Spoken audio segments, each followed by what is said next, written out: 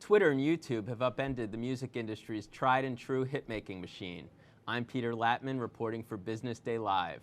Ben Cesario will join me from the media desk to discuss the record business, and Jenna Wortham will look at how online dating services are using a low-tech approach to bring people together. But first, Best Buy reported its earnings yesterday, and the results highlighted the challenges that will face the company's new chief executive when he takes over next month. I'm joined by Michael De La Merced from DealBook, who has been following the company. Hi, Michael. Hey, Peter. So the continuing saga of Best Buy keeps going, and yesterday you covered the company's earnings, and it wasn't great news. I think that's putting it mildly. Its profit fell 91%, and pretty much by any metric of a retailer, it hasn't done well.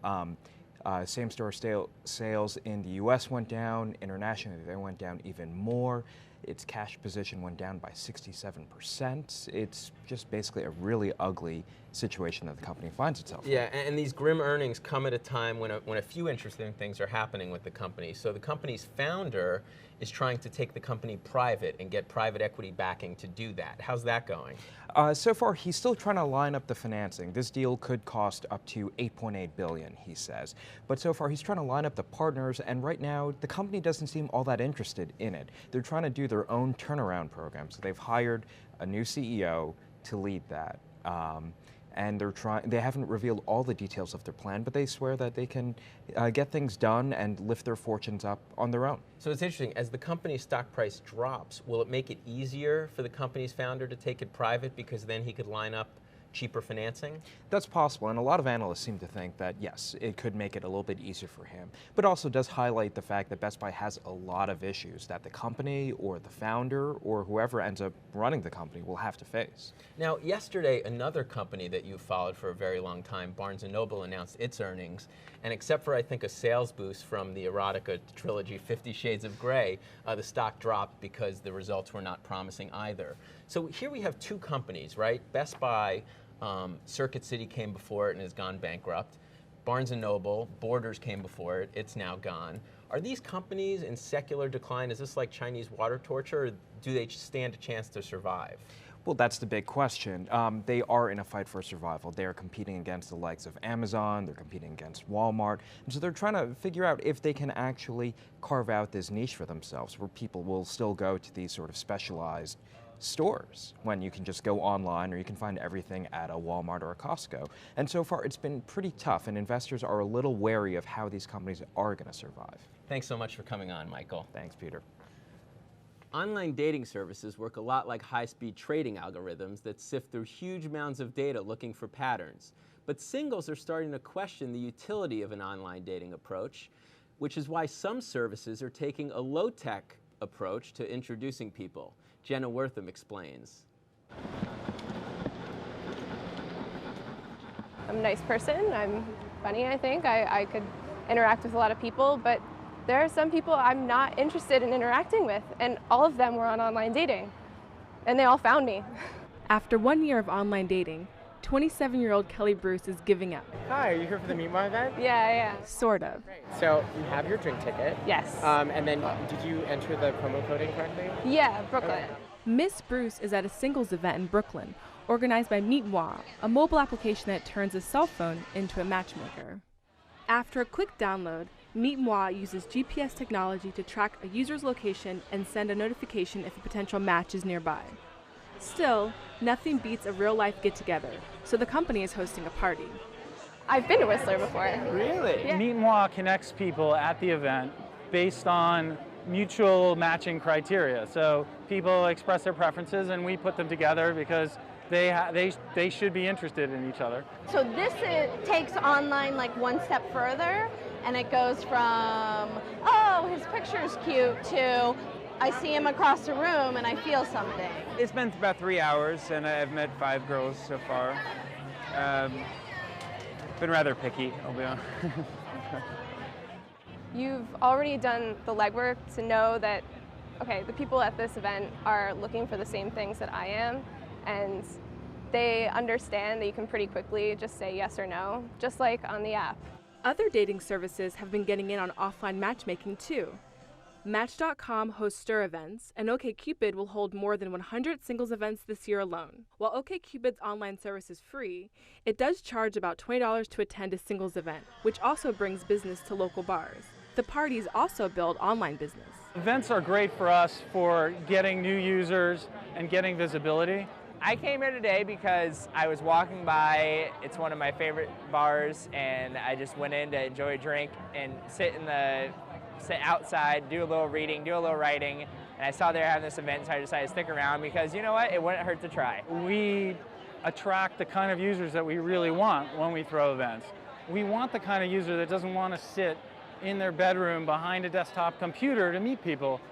Meet Moi is used when people are out and about, so we want people with active social lives who are just looking to make those social lives better.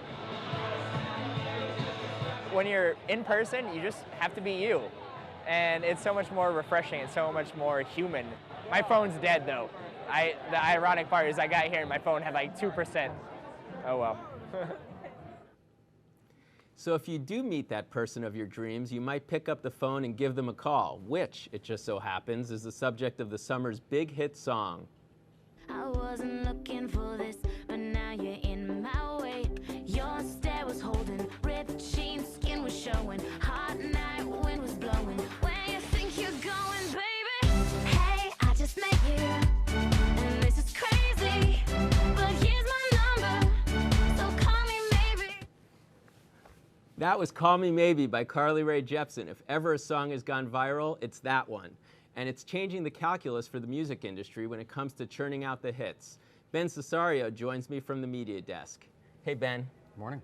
Very cool story this morning, and it led to a great headline on the front page of the New York Times, the new rise of a summer hit, Tweet It Maybe. So the old formula, playing a song on the radio and it having become the big hit of the summer, that's changed with social media. Explain. Well, radio is still hugely important, especially in getting people to buy something. But a lot of times the big hit songs start on social media. Even just as recently as this year. I mean, last year, Katy Perry, Adele, Rihanna were the big songs. They're kind of conventional stars pushed by labels. This year, the big hits like Call Me Maybe, Somebody That I Used to Know by Gautier, and We're Young by Fun, they basically started in left field. They started in social media and they bubbled up and eventually were picked up by radio and by mainstream media. And this is really a function of how young people listen to music these days. I guess overwhelmingly, they're going onto YouTube. YouTube is the most popular medium for teenagers to listen to music. Huh. So how does the music industry measure this, right? Traditionally, you would get airplay on the radio and you would be able to measure how many songs were being played and they'd, rank the hits accordingly.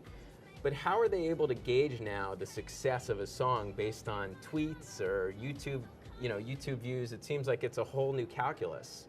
There's a whole industry within an industry now of monitoring, quantifying, calculating, analyzing social media. All of those tweets, all of those retweets, all of the parody videos and so forth, they're watched very closely. They're watched by the labels, they're watched by a sort of industry consultants, and also the radio programmers, because radio is a basically pretty conservative and risky world where you only have so many slots and they have to be hit songs. So the easiest way to find out if something's going to be a hit on radio now is just to look at YouTube. Right. And if something's big there, it's probably going to be big on the radio. So YouTube is now basically the first stop for marketing a song. And you dove into one song, Carly Rae Jepsen's Call Me Maybe, and you sort of tracked the evolution of a hit. And it really started with, you said, a Justin Bieber video that went viral, and then of course there was Sesame Street did a knockoff, the Harvard baseball team did a fantastic video. How did that evolve? Well, interestingly, the song started on radio. It was a minor hit in Canada, where Carly Rae Jepsen is from, and then when Justin Bieber heard it, he tweeted about it, he made this video with his friends, and that's what got, that was the spark in the United States. Whether Call Me Maybe would have become a hit here without that, I think it's pretty doubtful.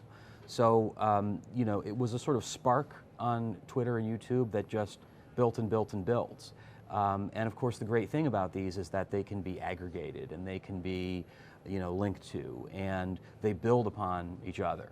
And there's a Tumblr feed of all of these things put together, and you can just spend endless hours watching people do the same moves of Call Me Maybe. Right. And aside from the fact that it's just a really catchy song, it's a fun phenomenon to watch it unfold, and I think that's part of what it is. It's fun for people to reenact the video and make it their own. Yeah, and the New York Times website has a great interactive of, I think, the 6 or 8 most popular videos that were spawned by Call Me Maybe, so you can go online and check that out. Please do. Thanks for coming on, Ben. Thank you.